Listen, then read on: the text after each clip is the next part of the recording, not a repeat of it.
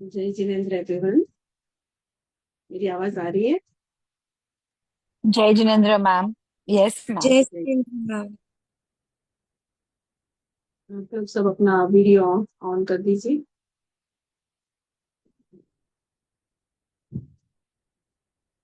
सलोनी जी, आपने वो भेजा नहीं है सेकंड पार्ट वाला? या मैम मैं भेजती हूँ। मैं कुछ सर्च करना पड़ेगा। आपके उसमें रिकॉर्ड हुआ है ना? वो कन्वर्टिंग दिखा रहा था। आप म्यूट में है। लिख के आ रहा था वो। अच्छा, ठीक है। हाँ मैम, वो कन्वर्टिंग लिख के आ रहा था। हाँ, क्या बोला सलोनी जी? मैम वो कन्वर्टिंग लिख के आ रहा था उसमें। हाँ हाँ हाँ। तो वो ऐसे वीडियो रिकॉर्डेड हुआ मैं अभी होगा सर्च। वही आपको। हाँ, तो क्योंकि फर्स्ट हाफ तो हाँ मैंने मैं अपलोड सर्च कर करके। दिया है। सेकंड हाफ अपलोड करना या बाकी है। और वो पीपीटी वो नोट्स के ग्रुप में अगर प्रिपेयर किए तो डाल दीजिए। विल स्टार्ट मैम द मुझे to class. Two three days लगे। हाँ चलेगा। 2-3 डेज मत लगाएगा, फिर इन लोग को तो फोर्थ को तो एग्जाम है। ओके मैम, मैं नोट्स बना के भेजती हूँ। हाँ, चलो will start the class. There सुन। नमो अर्हन्तानां नमो सिद्धानां नमो आयर्यानं नमो वच्छायानं नमो लोये सवसाहूनम् एषो पञ्च नमोकारो सवं पावपनासनो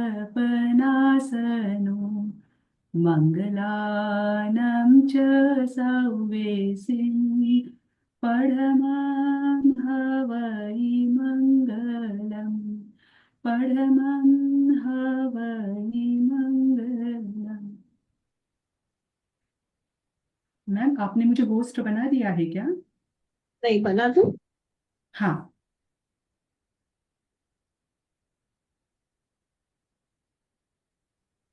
यार, बना दिया।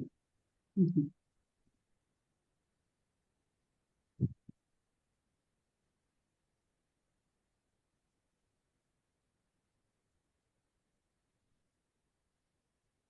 हम्म,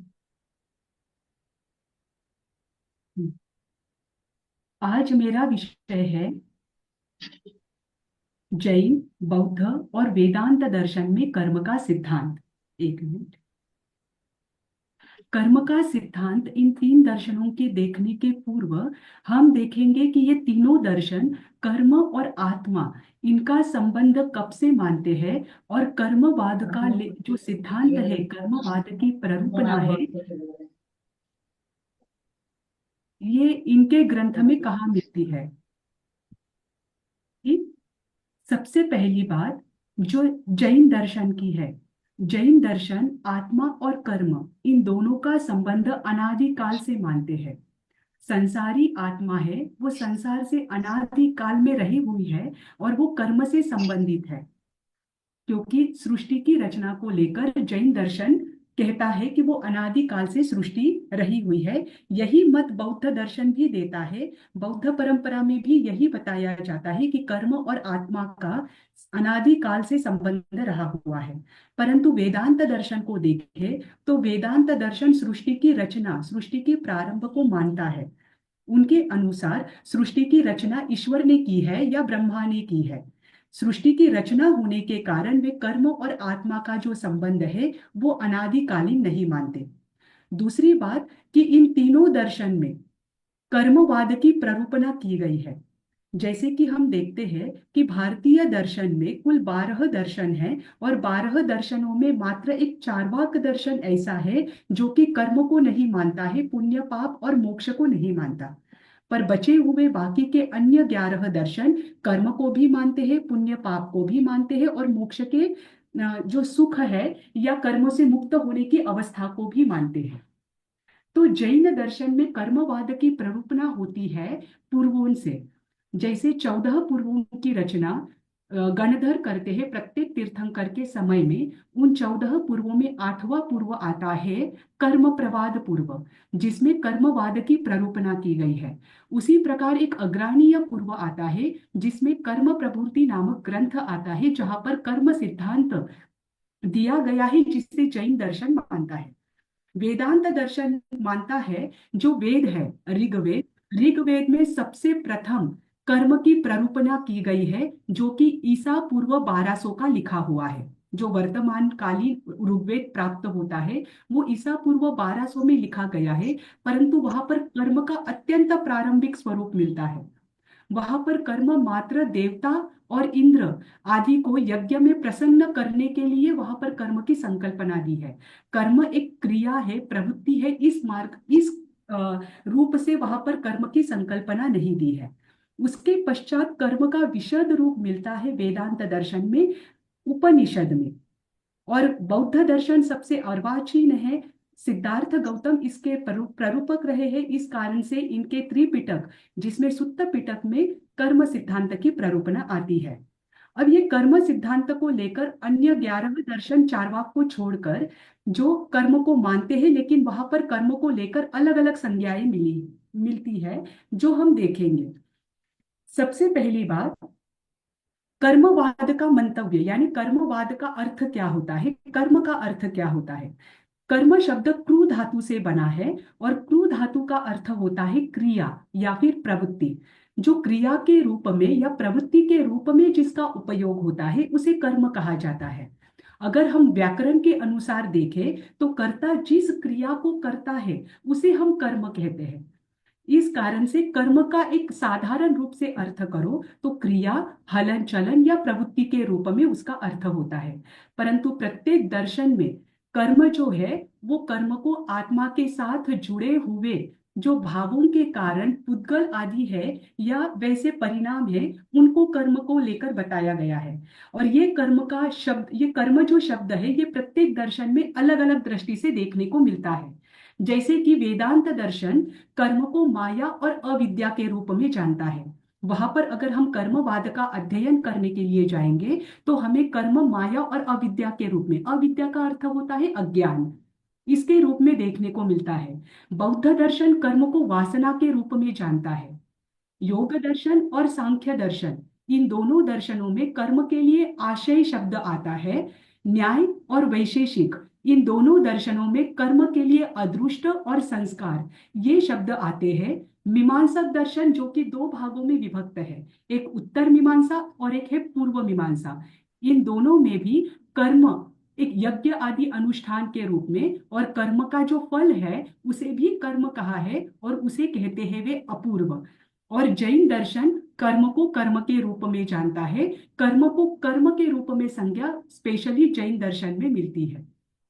ठीक, इसके बाद आज मेरा हम एक सेकेंड, मेरा निवेदन है कि हर कोई ये टॉपिक जो है ना थोड़ा बहुत इम्पोर्टेंट है, तो सब ध्यान से सुने। और कुछ भी डाउट हो तो अभी लिख लीजिए, बाद में लास्ट में आप लोग पूछ सकते हो। तो थोड़ा ध्यान से सुनिएगा। Just continue Himanshu. हाँ, अभी जैन, बौद्ध और वेदांत दर्शन में कर्म का स्वरूप क्या है, इसे लेकर आज हम 6 मुख्य बिंदुओं पर चर्चा करेंगे।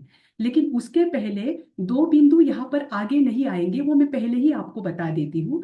पहली बात, कर्म चैतसिक है या पौद्गलिक है, इसे लेकर इस आगे के बिंदुओं में ये चर्चा नहीं होने वाली है। तो जैन दर्शन कर्म को चैतसिक भी मानता है और पौद्गलिक भी मानता है।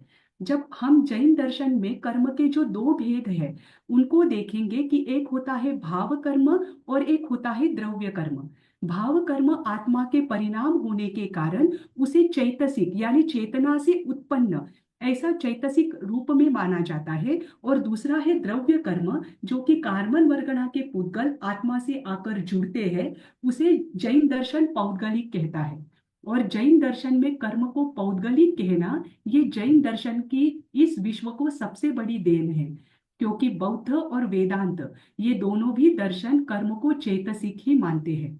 वेदांत दर्शन ये कहता है कि अविद्या ही कर्म है और अविद्या आत्मा का मिथ्या भाव है। वो मिथ्या भाव होने के कारण वह चैतसिक है। और बौद्ध दर्शन जो है वो आत्मा यानी चेतना और चेतन से उत्पन्न जो भाव है उसे ही कर्म कहते हैं। इस कारण से बौद्ध दर्शन भी कर्म को मात्र चैतसिक ही मानता है। ठीक। आज हम किन किन बिंदुओं पर चर्चा करेंगे इन तीनों दृष्टियों से, उसको लेकर आगे देखते हैं। उसमें सबसे पहला है, एक मिनट, कर्म की परिभाषा। जैन, बौद्ध और वेदांत, इन तीनों दर्शनों में कर्म की क्या व्याख्या है इसे हम सबसे पहले देखेंगे। उसके पश्चात इन तीनों में भी कर्म के क्या क्या प्रकार बताए गए हैं वो हम देखेंगे। उसके बाद आता है कर्म की अवस्थाएं, कर्मफल संविभाग। कर्मफल संविभाग का अर्थ होता है कि कोई एक व्यक्ति अपने शुभ और अशुभ इन दोनों कर्मों को करता है तो वो उन दोनों कर्मों के जो फल है वो किसी और व्यक्ति को दे सकता है या नहीं, इसे कहते हैं कर्मफल संविभाग। उसके बाद आता है कर्म का विपाक। जो कर्म हमने किए हैं, जो क्रियाएं हमने की है, उसका जो फल देने की जो उसकी शक्ति होती है उसे कहते हैं कर्म का विपाक। और उसके बाद कर्म बंध के कारण, कर्म फल कौन देता है और कर्मों से मुक्ति के उपाय, इन तीनों दर्शनों में क्या क्या बताए हैं इनको हम देखेंगे। सबसे पहले कर्म की परिभाषा। कर्म की परिभाषा जैन दर्शन के अनुसार देखो तो जैन दर्शन कहता है कि जो आत्मा की प्रवृत्ति है उसके द्वारा आकृष्ट जो कार्बन वर्गना के पुद्गल है, हमारे आत्मा के प्रवृत्ति के कारण जो कार्बन वर्गना के पुद्गल हमारी आत्मा की ओर आकृष्ट होते हैं और कर्म रूप में परिणत होकर आत्मा से जुड़ जाते हैं, उन परिणत हुए कर्मों को कर्म संज्ञा जैन दर्शन देता है। ठीक। जब तक वे कार्बन वर्गना के पुद्गल है तब तक वे कर्म नहीं होते। वे कर्म कब बनते हैं? जब वे आत्मा से आकर जुड़ते हैं। इसी को लेकर जैन सिद्धांत दीपिका में व्याख्या आती है, आत्मा प्रवृत्त्या पृष्टाः तत्प्रयोग्य पुद्गलाः कर्मः। इसके बाद आता है बौद्ध दर्शन। बौद्ध दर्शन कर्म को एक नैतिक सिद्धांत के रूप में प्रस्तुत करता है। बौद्ध, जैसे मैंने कहा था कि बौद्ध दर्शन के अनुसार कर्म चैतसिक है, जो इच्छापूर्ण कार्य होते हैं, यानी मनुष्य के द्वारा या जीव के द्वारा जो इच्छा के कारण जो क्रियाएं होती है उसे ही वे कर्म कहते हैं। अंगुत्तर निकाय के छठे भाग में इसकी गाथा आती है, चेतनाहम भिक्कवे कम्मम वदामि। जो चेतना से जो किया जाता है उसे मैं कर्म कहता हूँ, ऐसे सिद्धार्थ गौतम अपने शिष्यों को कहते हैं। और वेदांत दर्शन के अनुसार कर्म की व्याख्या करो तो वे स्थूल रूप से कर्म को जानते हैं। जब कोई जीव भौतिक जीवन जी रहा है और भौतिक जीवन जीते हुए जो वो अनुष्ठान आदि करता है उसे ही वे कर्म कहते हैं। वेदांत में कर्म को व्यक्ति के जन्मों के आधार पर होने वाली क्रिया और उसके फल के रूप में देखा जाता है। इसीलिए बृहद आरण्यक उपनिषद में व्याख्या आती है, यथा कर्मम यथा श्रुतम। मनुष्य जैसा क्रिया करता है, जैसा कर्म करता है, वैसा ही फल उसे प्राप्त होता है। लेकिन यहाँ की जो परिभाषा है ये मात्र भौतिक जगत से ही जुड़ी हुई है। यह आध्यात्मिक जगत में या सूक्ष्म परिणामों को यहाँ पर विशद चर्चा के रूप में नहीं देखा जाता है। ये तीनों में कर्मों की परिभाषा बताई गई है। इसके पश्चात आते हैं कर्मों के प्रकार। अगर जैन दर्शन के अनुसार देखो तो जितने जीव की इच्छाएं हैं उतने कर्म होते हैं, अर्थात जीव की इच्छाएं अनंत है। हम उत्तराधायन सूत्र में कहते हैं, इच्छाहु आकाश समा अनंतिया। इच्छा आकाश के समान अनंत है और जैसी जैसी इच्छाएं होती है वैसे वैसे कार्बन वर्गना के पुद्गल आत्मा से आकर जुड़ जाते हैं। तो ऐसे तो कर्म अनंत होते हैं, लेकिन कर्मों को संक्षिप्त रूप से दो कैटेगरी में डिवाइड किया है और इसे ही आगे 8 भेदों में भी डिवाइड किया है। जैन दर्शन के अनुसार कर्म दो प्रकार के हैं, एक है द्रव्य कर्म और एक है भाव कर्म। भाव कर्म आत्मा के वे परिणाम होते हैं जो कर्म कार्बन वर्गना के पुद्गलों को आत्मा की ओर आकृष्ट करते हैं, उसे भाव कर्म कहते हैं, जो कि आत्मा के परिणाम है। और जो आकृष्ट हुए कार्बन वर्गना के पुद्गल है, उन पुद्गलों को द्रव्य कर्म कहते हैं। और इसी द्रव्य कर्म के अंतर्गत कर्म के 8 भेद भी आते हैं, और उन 8 भेदों के 148 या 158 प्रकृतियां आती है। बौद्ध दर्शन के अनुसार कर्म के 2 भेद हैं, एक है चेतना कर्म और एक है चेतयित्वा कर्म। चेतना कर्म के अंतर्गत बौद्ध दर्शन मानस कर्म को लेता है कि मन में जो विचार आते हैं, भाव आते हैं, उन्हें वे चेतना कर्म के अंतर्गत लेते हैं। और चेतना के फलस्वरूप या मन में विचार आने के पश्चात जो क्रिया और प्रवृत्ति होती है, उसे बौद्ध दर्शन चेतयित्वा कर्म कहते हैं। इस चेतयित्वा कर्म के बौद्ध दर्शन में 2 भाग होते हैं, वो है वाचिक कर्म और कायिक कर्म। अगर एक दृष्टि से देखें तो बौद्ध दर्शन में कर्म के 3 भाग होते हैं, मानसिक, वाचिक और कायिक, जिसे जैन दर्शन योग के रूप में जानता है कि 3 प्रकार के योग पाए जाते हैं, मन, वचन और काया। तीसरा है वेदांत दर्शन। वेदांत दर्शन अत्यंत स्थूल रूप से कर्म की प्ररूपणा करता है। जैसे हमने शुरुआत में देखा था कि वेदांत दर्शन के अनुसार अगर कर्म की व्याख्या करें तो वे यज्ञ आदि जो अनुष्ठान है, जो क्रियाएं यज्ञ आदि में की जाती है, उन्हें वे कर्म कहते हैं। और उसी के अनुसार वेदांत दर्शन ने कर्म के 3 भाग किए हैं, एक है नित्य कर्म, एक है नैमित्तिक कर्म और एक है काम्य कर्म।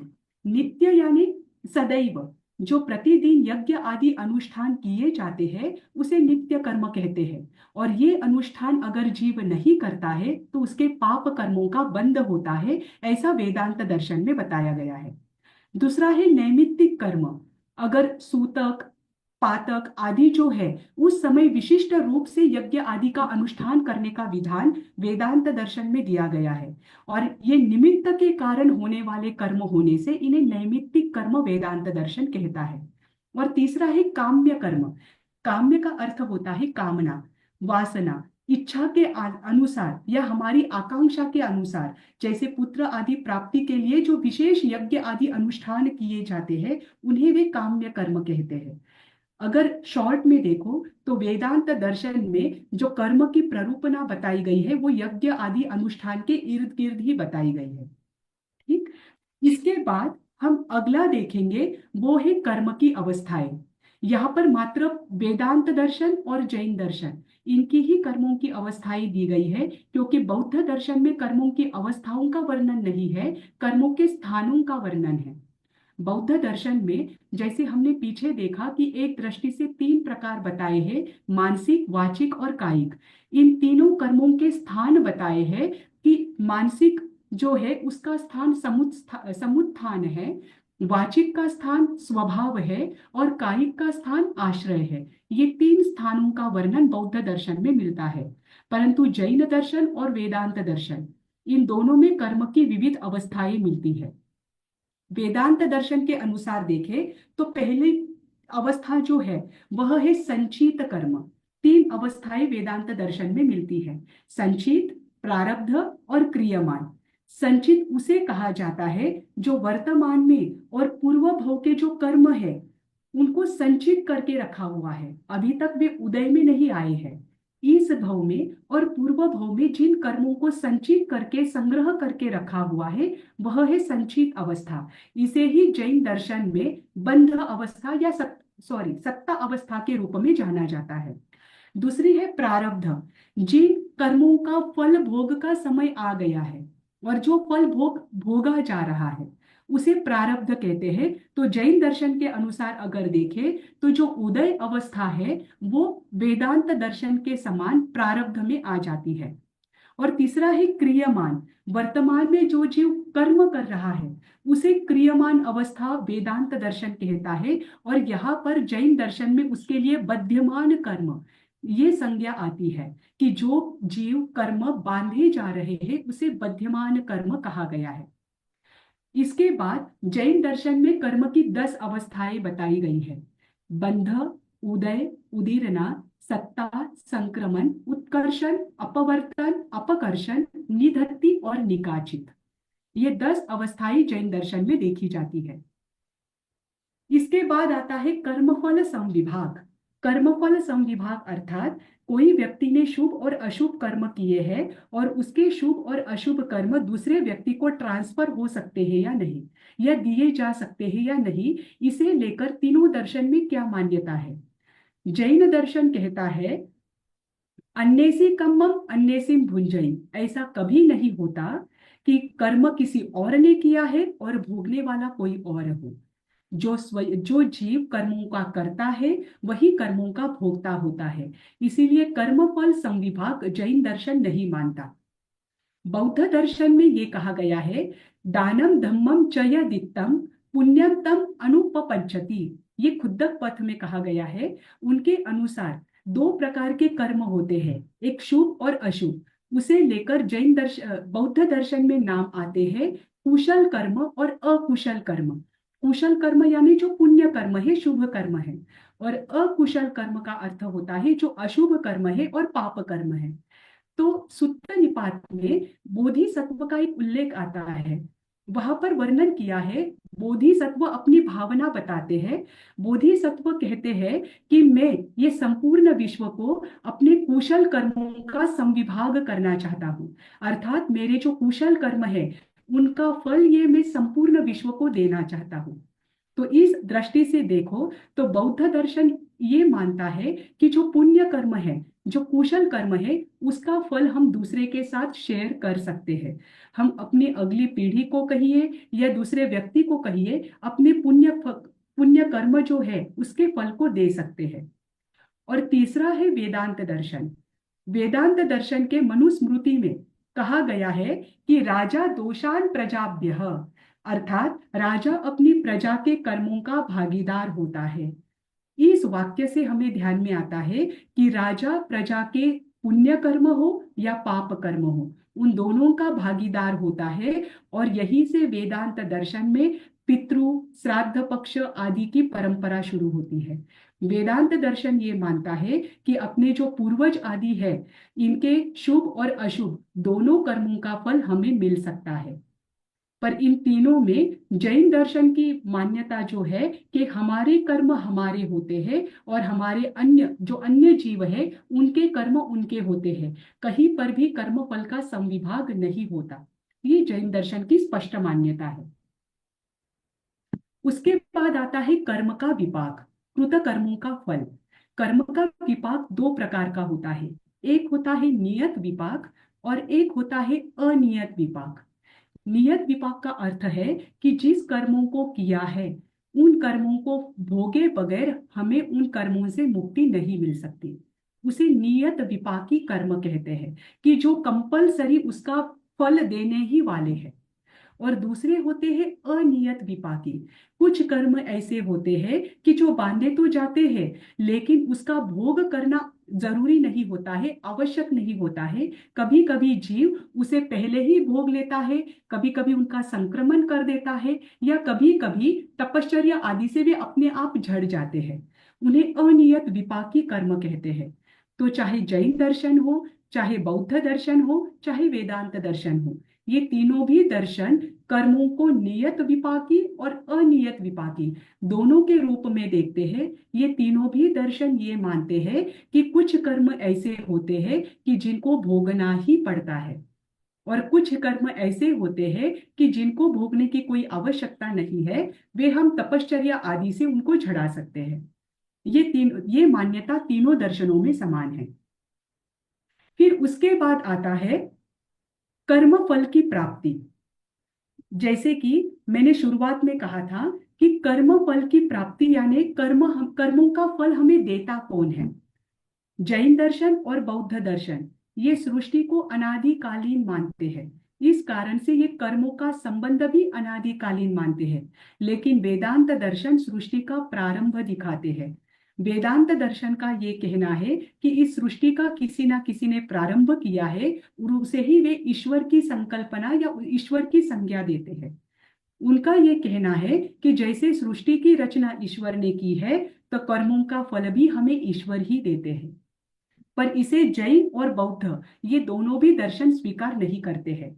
जैन दर्शन का कहना है कड़ान कम्मान न मोक्षार्थी, अगर किए हुए कर्म है तो उनको भोगे बगैर आपको मोक्ष की प्राप्ति नहीं हो सकती, पर भोगना तो उसे आपको ही है। एक दृष्टि से जैन दर्शन ये भी कहता है कि जो कर्म है उस कर्म का चेतना के साथ अनादि काल से रहने के कारण उसमें एक ऐसी शक्ति होती है कि वह विपाक के समय अपना फल देकर झड़ जाते हैं। तो कर्मों का फल कर्म से ही मिलता है, कोई ईश्वर से नहीं मिलता, ये जैन दर्शन का कहना है। और यही कहना बौद्ध दर्शन का भी है कि कर्मों का फल हमें ईश्वर नहीं देता है, वो कर्मों का फल हमें कर्म के कारण ही मिलता है। ठीक, बौद्ध दर्शन के अनुसार उन्होंने उनकी एक गाथा मिलती है अंगुत्तर निकाय में, और सुत्त निपात की 61वीं गाथा में आता है, यह कम्मम करिष्यामि कल्याणम वा पापकम वा तस्य दायादो भविष्यामि। अर्थात जैसा जैसा जीव कल्याणकारक और पापकारक कर्म करता है उसे वैसे वैसे फल उसके कर्म के अनुसार ही मिलते हैं, कोई ईश्वर आकर उन्हें कर्मों का फल नहीं देता। परंतु वेदांत दर्शन ये कहता है कि जैसे सृष्टि की रचना ईश्वर ने की है, वैसे ही कर्म को फल देने की क्षमता भी ईश्वर में है, क्योंकि कोई भी व्यक्ति ये नहीं चाहता है कि मुझे बुरे कर्मों का फल मिले। व्यक्ति भले ही दो प्रकार के या कोई भी जीव दोनों प्रकार के कर्म करता है, शुभ कर्म भी करता है, अशुभ कर्म भी करता है, परंतु वो अशुभ कर्मों का फल नहीं चाहता है। इस कारण से ईश्वर को उन्हें वो कर्मों का फल देना पड़ता है। तो यहाँ पर समाधान में जैन दर्शन का ये कहना है कि भले ही कर्मों का फल के लिए व्यक्ति तैयार ना हो, पर ये दूसरी बात है। जैसे कि कोई व्यक्ति धूप में खड़ा है, धूप में खड़ा होने के पश्चात वह गर्म पदार्थों का सेवन कर रहा है और वो चाहता है कि मुझे प्यास ना लगे। ऐसा उसके लगने से कुछ नहीं होता है। अगर वो धूप में खड़ा है और गर्म पदार्थों को उष्ण पदार्थों का सेवन कर रहा है तो यह निश्चित है कि उसे प्यास लगेगी ही। वैसे ही कर्म अगर उसने किए हैं तो यह निश्चित है कि उसे कर्मों का बंध और कर्मों का फल मिलेगा ही। फिर इसके आगे है कर्म बंध के कारण। जैन दर्शन, बौद्ध दर्शन और वेदांत दर्शन, इन तीनों में कर्म बंध के अलग अलग कारण बताए हैं, लेकिन अगर समग्र रूप से हम तीनों का अध्ययन करें तो हमें ये प्रतीत होगा कि कहीं ना कहीं तीनों जगह पर राग, द्वेष और मोह को ही कर्मों के बंध के कारण के रूप में देखा गया है। परंतु फिर भी एक मिनट,